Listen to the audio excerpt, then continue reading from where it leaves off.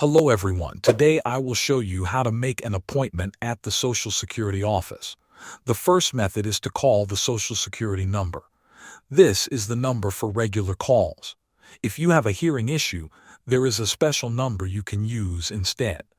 When you call, have your Social Security number and personal information ready.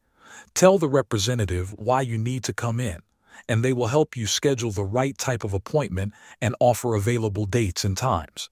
Choose the one that works best for your schedule. The next method is the online way. You can use the online system by going to the Social Security website or logging into your My Social Security account. The online scheduler lets you pick your local office, date, and time. Check if this option is available for the service you need before you try it. After you book your appointment, you should receive a confirmation. Keep this confirmation with you and try to arrive a few minutes before your scheduled time. If you need to change or cancel your appointment, use the same methods to let them know so the time slot can be used by someone else. Thanks for watching.